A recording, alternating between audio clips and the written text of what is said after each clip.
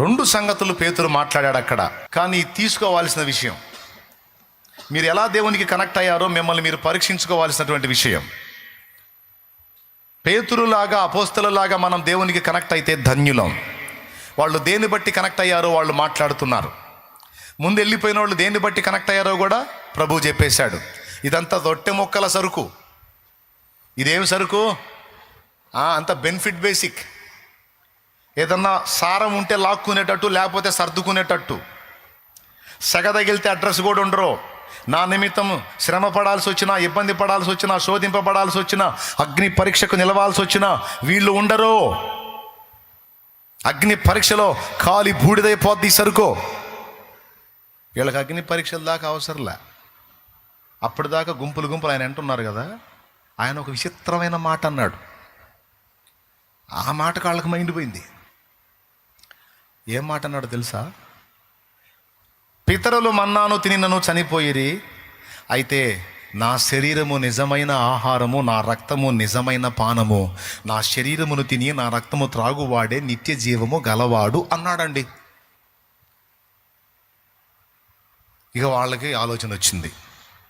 అబ్బాయి, ఈ బోధకుడు ఏదో అద్భుతాలు చేస్తున్నాడు అది ఇది అనుకున్నాం, కానీ అబ్బే ఇది మెంటల్ సరుకు.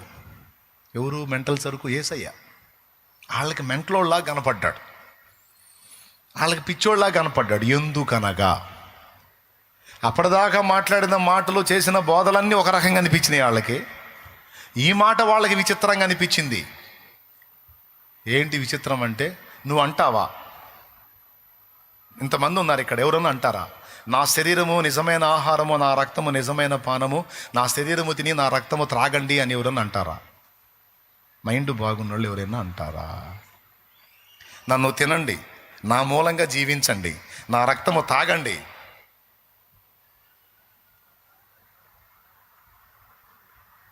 ఇప్పుడు సడన్గా నేను మీతో మంచిగా మాట్లాడతా, బోధిస్తా ఒకరోజు మీరు అందరూ కూర్చొని ఉండగా మీరు కనపడంగా నా శరీరము తినండి, నా రక్తం తాగండి అన్నాను అనుకో,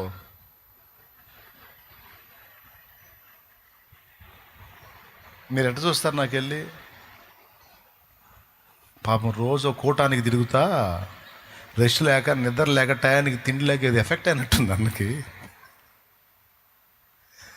నా శరీరాన్ని తినండి, నా రక్తం తాగండి అంటున్నాడు. ఏంది మీకు కొత్తగా ఉంటుందా ఉండదా? వింతగా ఉంటుందా ఉండదా? ఏ మనుషుడైనా అంటాడా? నా శరీరం తినండి, నా రక్తం తాగండి అని ఏ మనుషుడైనా అంటాడా? యేసయ్య అన్నాడు.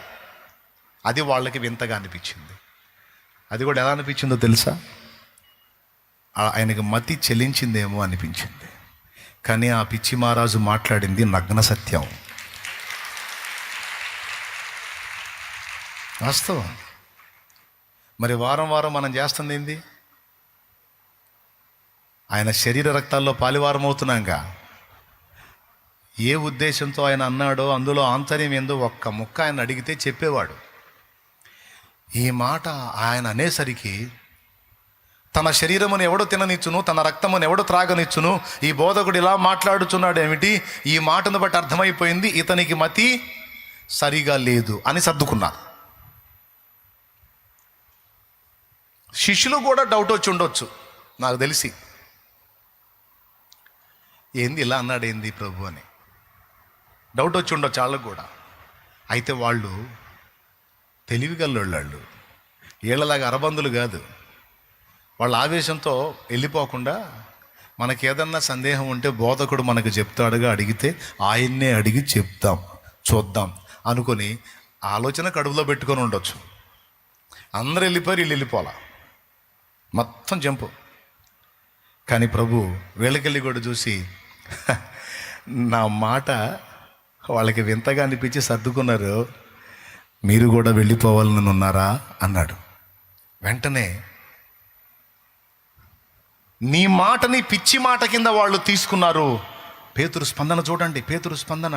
ప్రభువా, నీ మాట పిచ్చి మాట కింద వాళ్ళు తీసుకున్నారు, అయితే మాకు ఆ మాట నిత్య జీవపు ఊట, మాకు ఆ మాట నిత్య జీవపు ఊట. నీవే నిత్య జీవపు మాటలు గలవాటవు, నిన్ను వదిలిపెట్టి ఎక్కడికి పోవుదుము? నీవు దేవుని పరిశుద్ధుడవు. నువ్వు పిచ్చోడివి కాదు, నిన్ను పిచ్చోడు అనుకున్నోడు పిచ్చోడు. నీ మాటల్లో ఆంతర్యం ఉంది, అది జీవం కలిగిన మాట. మేము ఎరుగుదాం ప్రభువా అన్నాడు. అంటే దేన్ని బట్టి కనెక్ట్ అయ్యారు అపోస్తలులు? నీవు దేవుని పరిశుద్ధుడివి అంటే ఆయన పరిశుద్ధ దేవుని వ్యక్తిత్వాన్ని చూపించాడు. దేవుని యొక్క రాజసాన్ని, నీతిమత్వాన్ని, పరిశుద్ధతను, పవిత్రతను, ప్రేమను, ఆప్యాయతను, అనురాగాన్ని, మంచితనాన్ని, ఖచ్చితత్వాన్ని ఎక్కడ కూడా రాజీ లేకుండా ఆయన వ్యవహరించిన తీరు వాళ్ళని ఆకర్షించింది.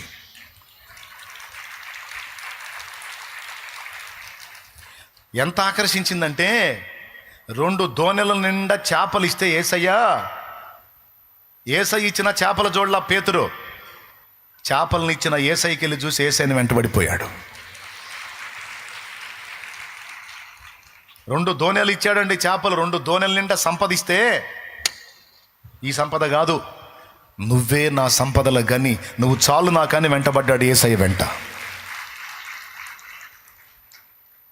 నేను అడుగుతాను పేతురుని, ఏమి నచ్చింది పేతురు? ఆయన దగ్గర కనీసం ఆయనే అన్నాడు, నక్కలకు బొరియలు ఆకాశ పక్షులకు నివాసములు కలవు కానీ మనుష్య కుమారుడికి తలవాల్చుకున్నకైనా నువ్వు స్థలము లేదని ప్రభువే అన్నాడు కదా. ఏమీ లేదు ఆయన దగ్గర. ఆయన అలాంటి వాడి వెంటబోతే నీకేం వచ్చిందా? శుభ్రంగా ఆ 2 దోణెలు చేపలు అమ్ముకొని వ్యాపారం పెట్టుకుంటే అసలు ఎన్ని డబ్బులు వచ్చాయి. ఇంకా 2 దోణెలు, ఇంకా 4 వలలు కొనుక్కొని 10 మంది కూలోళ్ళని పెట్టుకొని మొత్తం దోణెలు తీసుకొని పోయి అసలు వేట చేస్తే కుప్పల చేపలు, కుప్పల డబ్బులు. కమ్మగా అవకాశం ఇస్తే అవి బాగొట్టి ఆయన వెంటబడ్డావేమయ్యా?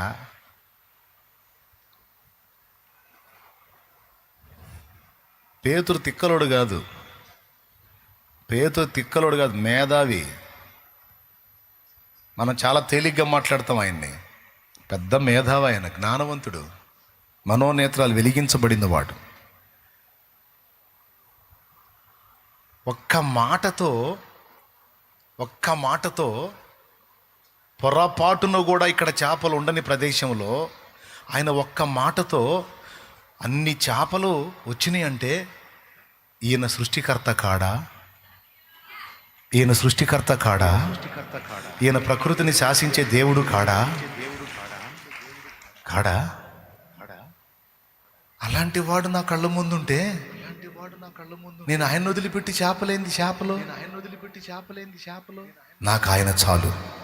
నేను ఆయనతో ఉంటే ఇహమందు నాకేమున్నా లేకపోయినా శాశ్వత జీవంలో నిత్యమైనటువంటి సంపదల గని నా ప్రభువుతో నేనుంటే నాకేది తక్కువ అయినా పర్వాలా. నేను మాత్రం ఆయన వదలను. నాకు ఆయన కావాలి. ఎవరు కావాలి? మగ్దలీన అడిగింది, యేసు అద్భుతాలు కావాలా, యేసు కావాలా? నాకు యేసు కావాలి. భక్తులు కూడా అదే కోరుకున్నారు. నా కాంతి, నా శాంతి,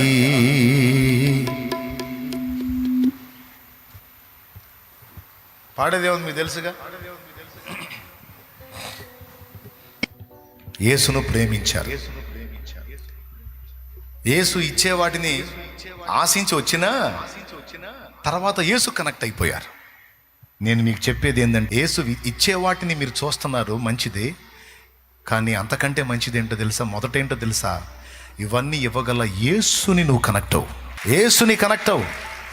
యేసుని ప్రేమించు. దేన్ని బట్టి? ఆయన చేసిన అద్భుతాలు, సూచక్రియలు, మహత్కార్యాలు కాదు. ఆయన వ్యక్తిగత ప్రవర్తన, వ్యక్తిత్వ సౌందర్యంలో నీకు సూచనలు చూపిస్తున్నాడు. ఆయన ప్రేమ సూచనలు నీకు చూపిస్తున్నాడు. ఆయన నీతి నియమాల సూచన నీకు చూపిస్తున్నాడు. నేను నీలాగే బాధల్లో దేవుని దగ్గరకు వచ్చా. కానీ బాధల్లో దేవుని దగ్గరకు వచ్చాను, బాధల వరకే, రొట్టె ముక్కల కోసం వరకే ఆగిపోలా. కొద్దిగా అసలు ఈయన గురించి ఏందో ఇంకొంచెం డెప్త్లోకి వెళ్దామని వెళ్ళా. పైన ఉండలా. కొద్దిగా వాక్యం చదివా, భక్తులు చెప్పే విన్నా. ఆ వ్యక్తిత్వం కొంచెం లోతుగా తెలుసుకున్నా. ఇక అంతే, మనసు అలా కనెక్ట్ అయిపోయింది. అది నాకెంత మేలైందంటే, ఆయన వ్యక్తిత్వాన్ని బట్టి, ఆయన ప్రేమను బట్టి, ఆయన పరిశుద్ధతను బట్టి, ఆయన నీతి న్యాయములను బట్టి, ఆయన వ్యక్తిత్వ సౌందర్యాన్ని బట్టి కనెక్ట్ అవ్వటం అనేది నాకు ఎంత ఉపయోగమైందంటే, ఒకవేళ రొట్టె ముక్కల కోసం మాత్రమే నేను కనెక్ట్ అయినట్టయితే నా శోధన కాలంలో నేను కూడా వెనుక తీసి వేరైపోయి ఉందును. కానీ నా శోధన కాలంలో కూడా నేను ఆయన వదిలిపెట్టకుండా హత్తుకోవడానికి కారణం యేసు వ్యక్తిత్వానికి కనెక్ట్ అయ్యా. పేతురు కనెక్ట్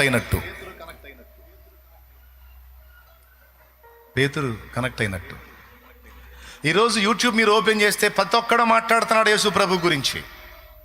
వాళ్ళ ఇష్టం వచ్చిన పాటు పడుతున్నారు. ఒక్కొక్కడైతే బాగా నమ్మసక్యంగా మాట్లాడుతున్నాడు, బాగా అన్ని చదివి పరిశీలించినట్టుగా బాగా నమ్మసక్యంగా మాట్లాడుతున్నాడు. బైబిల్ అంతా ఇలాగా, బైబిల్లో ఉన్న చరిత్రలన్నీ అలాగా, యేసు ప్రభు అలాగా, మరియం ఇలాగా రకరకాల మాటలు మాట్లాడుతున్నాడు. ఈ రొట్టె ముక్కల బ్యాచ్ అంతా కూడా ఇలాంటి మాటలు విన్నప్పుడు విశ్వాసాన్ని కోల్పోతారు.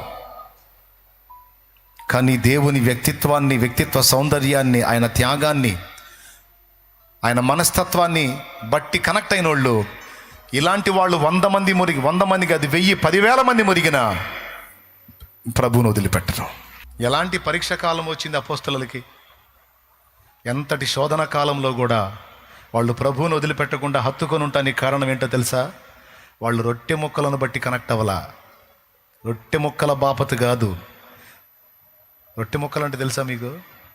సమస్యలు పోయినాయి, అప్పులు తీరినాయి, రోగాలు తగ్గినాయి అని వీటిని బట్టి కనెక్ట్ అవుతారు చూడు. ఇదంతా రొట్టె ముక్కల సరుకు కాదు, కాదు, కాదు. వాటిని బట్టి కాదు కనెక్ట్ అవ్వాల్సింది. ఇది మీకు ఈజీగా అర్థం కావడానికి చెప్తా. ఒక అమ్మాయి అబ్బాయిని ప్రేమించింది. ఇట్లాంటి అయితే బాగా అర్థం అవుతాయి. ఏనండి, ఒక అమ్మాయి అబ్బాయిని ప్రేమించింది అనుకోండి. అబ్బాయి ఫుల్ సౌండ్ను బట్టి కనెక్ట్ అయింది అనుకో. సౌండ్ బ్రేక్ అయితే వాడికున్న ఆస్తులన్నీ పోయి వాడు అప్పుల పాలు తేలాడు అనుకో, అంతే సంగతులు. నీకేం కనపడదు. సౌండ్ను బట్టి లవ్ చేసినా కనపడిద్దా? సౌండ్ ఉన్నంత వరకు ఏమైనా లవ్ సౌండ్ కూడా ఉంటుంది.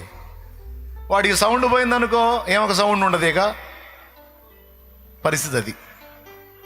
అర్థమైంది కదా మీకు? రైట్. డబ్బును బట్టో, సంపదను బట్టో, అందాన్ని బట్టో, ఐశ్వర్యాన్ని బట్టో గాక వ్యక్తిత్వ సౌందర్యాన్ని బట్టి కనెక్ట్ అయిందనుకో, అందం పోవచ్చు, ఆస్తులు పోవచ్చు, అంతస్తులు పోవచ్చు, పరపతులు పోవచ్చు, పలుకుబడులు పోవచ్చు, వ్యక్తిత్వం పోదుగు. అది మారదు గనుక దానికి కనెక్ట్ అయిన వాళ్ళు ఏది ఉన్నా పోయినా వదిలిపెట్టరు. నాకు తెలిసిన ఒకడు ఉన్నాడు. అతను వాళ్ళ ఆవిడని ఎందుకు చేసుకున్నాడు పెళ్ళంటే, పెళ్ళికి ముందు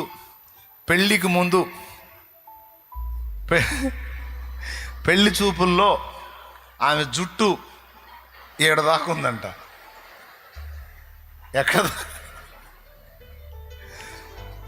అంటే నడుము కిందికి ఉంది, అంత పొడుగుందంట జుట్టు. ఆ జుట్టుకే ఆకర్షితుడయ్యాడంట. అస్సలు ఇంత పొడవు జుట్టు, అమ్మో సామాన్యమైన విషయం కాదు. ఇంత జుట్టున్న మనిషి నాకు భార్య అవుతా, ఇక నిత్యము నా కళ్ళ ముందు ఆ జుట్టు ఎరబోసుకొని తిరుగుతూ ఉంటే అసలు ఆ లైఫే వేరే అనుకొని ఉంటాడు బహుశా. దేవుడు తెలుసా మీకు? ఎంతమందికి తెలుసు? అలాంటి భయంకరమైన జ్వరం ఒకటేదో వచ్చింది ఆమెకి. దాదాపు నెలల కాలం బాధపడింది. ఆ నెలల కాలం ఆమెకు వచ్చినటువంటి ఆ జ్వర ప్రభావం వల్ల ఈ జుట్టు మొత్తం పోయింది. వాడు ఇంత పొడవు జుట్టు, అంత పొడవు జుట్టు అన్న ఆ జుట్టు మొత్తం పోయింది. ఇక రోజు తిట్టడమే, కొట్టడమే. ఎందుకు? వాడు ప్రేమించే జుట్టు కనపడనందున టార్చర్ చేయటం మొదలుపెట్టాడు. ఏడ తీసుకొచ్చింది? దేవునికి స్తోత్రం. ఏమైనా అర్థమైంది నేను చెప్పింది? అంటే వీడు మనసు దేని మీద పెట్టుకున్నాడు? ఎంతకాలం ఉంటుంది అది? అదే వ్యక్తిత్వాన్ని బట్టి కనెక్ట్ అయితే, ఆమె మనస్తత్వాన్ని బట్టి కనెక్ట్ అయితే, జుట్టున్నా పోయినా మొత్తం బోడిగుండైనా సరే, అరే అంత జుట్టు ఏమీ లేదు ఒట్టి బోడిగుండులాగా ఉంది, ఆమె ఎట్లా నచ్చింది అంటే, రే హృదయం మంచిదే అంటాడు. హృదయాన్ని చూడు అంటాడా అనడా? దేవునికి స్తోత్రం. మనం కనెక్ట్ అవ్వాల్సింది దేన్ని బట్టి కనెక్ట్ అవ్వాలి? ఐశ్వర్యాన్ని బట్టా, అందాన్ని బట్టా, ఆస్తిపాస్తుల్ని బట్టా, లేకపోతే ఇంకొక దాన్ని బట్టా అంటే కాదు. వ్యక్తిత్వమే మనకు ప్రధానం అంటారు పెద్దలు. అపోస్తలులో 11 మంది అలాగూ యేసు వ్యక్తిత్వాన్ని బట్టి కనెక్ట్ అయ్యారు. అందుకే కఠిన శోధనలలో సైతం వాళ్ళ విశ్వాసం దెబ్బతినలా. నేను కూడా యేసు ప్రభు దగ్గరికి రొట్టె ముక్కల కోసం మొదట వచ్చినా, సమస్యల పరిష్కారం కోసం వచ్చినా, తర్వాత ఆయన గురించి వింటూ ఉంటే, ఆయన గురించి చదువుతూ ఉంటే, తెలుసుకుంటూ ఉంటే, అబ్బా ఇది కదా దేవుడు అంటే, దేవుని మనసు అంటే, దేవుని నీతి అంటే, దేవుని పరిశుద్ధత అంటే, దేవుని ప్రేమ అంటే, దేవుని త్యాగం అంటే, దేవుని న్యాయవిధి అంటే ఇది కదా. ఇంత మాత్రపోడు ఇంత ఉంది మొక్కాను, ఇన్ని చోట్ల తిరిగాను, ఇన్ని గుళ్ళు గోపురాలు ఎన్నో తిరిగాను, ఎంతోమందికి చేశాను. ఇలాంటి వ్యక్తిత్వ సౌందర్యం కలిగినోడు ఒక్కడంటే ఒక్కడు కనపడలా నాకు. పాపులను ప్రేమించి తన తనువును బలిపెట్టినటువంటి నీతిమంతులు ఎవరో మీరు చెప్పండి. యేసయ్యకు ఈక్వల్గా క్యారెక్టర్లో కానీ, ప్రేమలో కానీ, న్యాయాన్ని నెరవేర్చడంలో కానీ, త్యాగంలో కానీ, తగ్గింపులో కానీ, పరిశుద్ధతలో కానీ, అరిషడ్వర్గాలను జయించిన విషయంలో కానీ, దీనులైన వారి కోసం తన మహిమను వదిలిపెట్టి దిగి వచ్చిన విషయంలో కానీ, ప్రాణం పెట్టి తిరిగి లేచిన విషయంలో కానీ, ఎవరినైనా యేసుకు ఈక్వల్గా ఒక్కడిని చూపిస్తారా మీరు? చూపించే దమ్ము ఎవరికైనా ఉందా? నాకైతే లేదు, నా వల్ల కాదు. ఎందుకంటే అంత సంపూర్ణుడు, అంత పరిపూర్ణుడు ఇంకొకడు లేడని ఇతర మతస్థులు కూడా ఒప్పుకున్నారు. ప్రబోధ రత్నాకరం అనే పుస్తకంలో స్వామి వివేకానందుల వారు స్పష్టంగా చెప్పాడు, యేసు పరిపూర్ణుడు, ఆయన యందు ఎలాంటి అపరిపూర్ణత లేదు అన్నాడు. అసలు ఎంత బలమైన మాటో తెలుసా అది? యేసు పరిపూర్ణుడు, యేసు యందు ఎలాంటి అపరిపూర్ణత లేదు అన్నాడు. పుస్తకం నా దగ్గర ఉంది, కొద్దిగా అవకాశం ఉంటే వాడి స్క్రీన్ మీద కూడా ఇవ్వచ్చు. ఉంది. అది ఎవరు? స్వామి వివేకానందుల వారు క్రైస్తవుడు కాదే, ఆయన వేరే మతానికి చెందినటువంటి వ్యక్తి. కానీ ఆయన బాహాటంగా ఒప్పుకున్నాడు, గ్రంథస్థం చేయబడింది. ఇప్పుడు ఆ పుస్తకం మార్చబడింది, కానీ పాత ప్రింట్ నా దగ్గర ఉంది.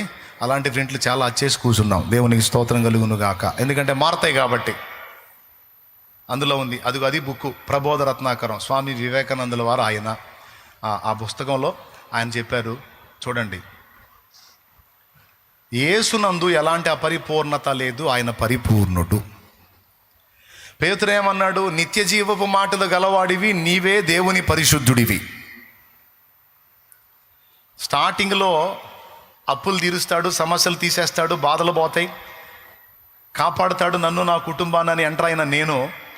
తర్వాత యేసు ప్రభు వ్యక్తిత్వ సౌందర్యానికి ఆకర్షితున్నాయ్యా. అదిగో చూడండి, అదిగో మీకు బాణమాతో చూపిస్తున్నాడు చూడండి. భగవదవతార మూర్తి అయిన క్రీస్తు తన దైవత్వాన్ని మరువని క్రీస్తు మనకు తోడ్పడగలడు. అతడిలో ఎలాంటి అపరిపూర్ణత లేదు. ఆయనలో ఎలాంటి అపరిపూర్ణత లేదు అంటే మిగిలిన వాళ్ళలో మీరే చెప్పండి. తర్వాత అర్థమైంది. ఇంతమందిలో ఒకరిని నిలబెట్టి ఇతనిలో ఎలాంటి అపరిపూర్ణత లేదంటే మిగిలిన వాళ్ళలో తండ్రి అయిన దేవుడు ఏమన్నాడు? ఈయన నా ప్రియ కుమారుడు, ఈయన యందు నేను ఆనందించుచున్నానంటే మిగిలిన వాళ్ళ దగ్గర నాకు ఆనందం దొరకట్లా.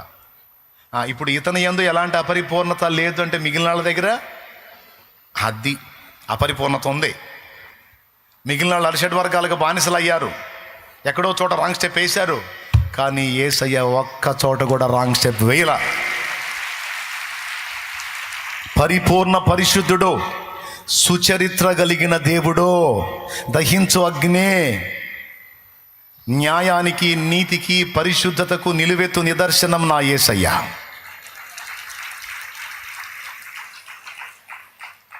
ఇక అలాంటి వ్యక్తిత్వానికి కనెక్ట్ అయితే మనం ఆయనను ప్రేమించడం మొదలు పెడితే ఇంక అయిపోయింది.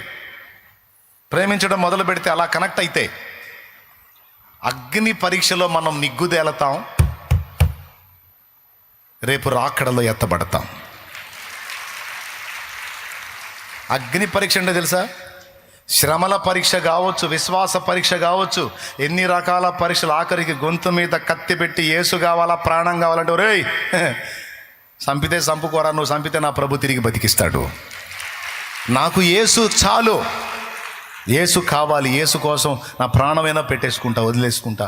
నాకు యేసు కావాలి, నేను యేసును వదలను. ఇక ఎన్ని శోధనలు వచ్చినా, ఎన్ని బాధలు వచ్చినా, కులం వాళ్ళు లేచినా, మతం వాళ్ళు లేచినా, ఊరు మొత్తం కట్టకట్టుకొని లేచినా, అందరూ వదిలేసినా, బాధలు చుట్టేసినా, శ్రమల కొలిమి కాలుస్తున్నా, అనుకున్నవి జరిగినా, జరక్కపోయినా, అనుకోనివి జరిగినా, ఎలాంటి ప్రతికూలతలైనా వ్యక్తిత్వాన్ని బట్టి కనెక్ట్ అయితే నువ్వు ఆయన వదిలిపెట్టలేవు. ఓకేనా? క్లియర్గా అర్థమైందా? అలా కాకుండా రొట్టె ముక్కలకు ఆశించి పై వాటిని బట్టి కనెక్ట్ అయ్యావనుకో, సర్దుకుంటావు. సెగ తగిలిందంటే తగరపు కాగితం ముడుచుకుపోయినట్టు అయిపోయింది నీ భక్తి. సెగ తగలంగానే తగరపు కాగితం చూసారా, 33 ముడతలు పడిపోద్ది, ఊరకట్ట టచ్ అయితే చాలు. కానీ నువ్వు అలాగుండరాదు. ఒకవేళ యేసు వ్యక్తిత్వాన్ని బట్టి నువ్వు కనెక్ట్ అయితే నువ్వు బంగారం లాగుంటావు, బంగారం లాగా. అగ్ని తగిలే కొద్దీ షైనింగ్ పెరుగుతూ ఉంటుంది, సెగ తగిలే కొద్దీ సౌందర్యం పెరుగుతూ ఉంటుంది బంగారానికి. ఎంత అగ్ని తగిలితే అంత తేజస్సు. మన విశ్వాసం బంగారం లాగా ఉండాలంటే మనం యేసయ్యను దేన్ని బట్టి ప్రేమించాలి? అప్పట్లో నాకు పెద్ద సమస్య వచ్చిందయ్యా, నాయన దగ్గరికి వస్తే సమస్య తీసేశాడు నాయన. ఇంకా అప్పటి నుంచి నాయన దగ్గరికే వస్తున్నాను నేను. అంతకంటే పెద్ద సమస్య వచ్చింది అనుకో, ఈ నాయన కనపడదు. కాబట్టి సమస్య తీరినందుకు నాయన కాదు, నాయన లాంటి నాయన ఇంకొక నాయన లేడు. నాయన వ్యక్తిత్వ సౌందర్యం గొప్పది, నాయన ప్రేమ గొప్పది, త్యాగం గొప్పది, నాయన నాకు సిద్ధపరిచిన రక్షణ గొప్పది, నాయన నాకు చేసిన వాగ్దానాలు గొప్పవి, నాకు ఇచ్చిన వాక్యం గొప్పది, నాకు ఇచ్చిన వాగ్దానాలు గొప్పవి. నాయన అవి నెరవేరినా నెరవేరకపోయినా ఆయన్ని బట్టి మేము కనెక్ట్ అయ్యాం కనుక మేము ఆయన వదిలిపెట్టాం. ఊరు మొత్తం ఏకమై తేడా అన్నా సరే మేము యేసుని వదలం. ఎందుకంటే చెప్తున్నా, అది కూడా చెప్తున్నా, నిన్ను దేవుడు పరీక్షలోకి తీసుకొస్తాడు, శోధనలోకి తీసుకొస్తాడు. నన్ను కూడా తెచ్చాడు. ఫస్ట్ నేను యేసుప్రభు సమస్యలను బట్టి నేను వెళ్ళినప్పుడు దేవుడు అద్భుతం చేసి సమస్యలను తీర్చాడు, ఊరట కలిగించాడు, ధైర్యాన్ని ఇచ్చాడు, ఆదరణనిచ్చాడు, బంధకాల్లోంచి విడుదల ఇచ్చాడు, స్వాంతననిచ్చాడు. తర్వాత దేవునికి కనెక్ట్ అయింది నా మనసు, ఆయన వ్యక్తిత్వాన్ని బట్టి కనెక్ట్ అయిందా లేదా, వీడు దేన్ని బట్టి కనెక్ట్ అయ్యాడు అని మళ్ళా శోధనలోకి తీసుకెళ్ళాడు. ఎలాంటి పరీక్షలు అంటే, మళ్ళీ ఫస్ట్ ఆల్రెడీ చిన్నప్పటి నుంచి శోధనలో నలుగుతున్నాం కదా, ప్రభు దగ్గరికి వచ్చినాక పరిష్కారం దొరికింది, అమ్మయ్య ఫ్రీ అయింది మనకి అనుకున్నాం. తర్వాత కొద్ది కాలం అలా ఫ్రీ కానిచ్చి మళ్ళా తీసుకెళ్ళాడు ఆటిల్లోకి. అంటే రొట్టె ముక్కల్ని కనెక్ట్ అయ్యాడా వీడు, లేకపోతే నన్నుగా ప్రేమిస్తున్నాడా, అసలు వీడి లవ్ ఏందో చూద్దాం అని మళ్ళా తీసుకెళ్ళాడు సుడిగుండంలోకి, మళ్ళా తీసుకెళ్ళాడు అగ్నిలోకి. మీలో కొంతమంది అలాగా ఇప్పుడు అనుభవిస్తుండొచ్చు. దేవుణ్ణి ఎరిగిన తొలి దినాల్లో కొన్ని కార్యాలు జరిగి ఉండొచ్చు, అమ్మయ్య నేను అనుకుంటుండగానే మళ్ళీ సమస్యల వలయం స్టార్ట్ అయి ఉండొచ్చు. ఇప్పుడు నువ్వు ఆ శోధనల పర్వంలోనే ఉండొచ్చు. నేను చెప్తున్నా, నాకు తప్పదు, నీకు తప్పదు అది. మరి నువ్వు అసలు దేనికి కనెక్ట్ అయ్యావో తెలుసుకోవాలి. ఆయన దేవుని కృపను బట్టి నాకు తెలియకుండా నా మనసు ఆయన కనెక్ట్ అయింది, ఆయన వ్యక్తిత్వాన్ని కనెక్ట్ అయింది. చివరికి ఎలాంటి పరిస్థితి వచ్చిందంటే, ఇంకా నిన్ను వదిలి నేను ఉండలేను ప్రభువా అన్న కాడికి వచ్చింది. నువ్వు చెయ్యకపో, కాపాడుపో, విడిపించకపో, నిన్ను వదిలి నేను బతకలేను ప్రభువా, నా వల్ల కాదు, నన్ను అంత ఆకర్షించావు నువ్వు, నిన్ను వదిలి ఉండలేను అని బాధల్లో నలుగుతా కూడా ఆయన దగ్గరికే పోతున్నా, ఏడుస్తా కూడా ఆయన దగ్గరికే, శ్రమ కొలిమిలో కూడా ఆయన దగ్గరికే, ఆఖరికి చీ బతుకు సత్యపోయిద్ది అని అనిపించినా కూడా ఆయన దగ్గరికి పోయి ఆ మాట అడుగుతున్నా, చంపేయని. కానీ ఆయన దగ్గరికి పోకుండా మాత్రం ఉండలేకపోతున్నా. అప్పుడు నాకు అర్థమైంది, నాకు తెలియకుండానే నా హృదయం ఆయనకి కనెక్ట్ అయిపోయింది. శ్రమల కొలిమిలో కాలినా కూడా వదలకుండా యేసుని హత్తుకొని ఉన్నందున ఇక ఆ తర్వాత దేవుడు తన కార్యాలు వరుసగా జరిగించడం మొదలుపెట్టాడు. అంటే డిసైడ్ చేసుకున్నాడు. నేను అనుకుంటున్నా, రైట్, వీడు రొట్టె ముక్కల కోసం కాదు, వాటిని బట్టి కాదు, శ్రమ కొలిమిలో కూడా వీడు నన్ను హత్తుకొని ఉన్నాడు గనుక ఇక వీడికి కార్యాలు చేయాలి అని ఇక పిడికిలి విప్పి సాయం చేయటం మొదలుపెట్టాడు. ఇక ఎట్లా వచ్చినాయి అంటే, దేవుని ప్రేమించిన వారికి ఆయన సంకల్పం చొప్పున పిలవబడిన వారికి మేలు కలుగుటకు సమస్తము సమకూడి జరుగుతున్నవి అన్న వచనం నెరవేరింది నాకు.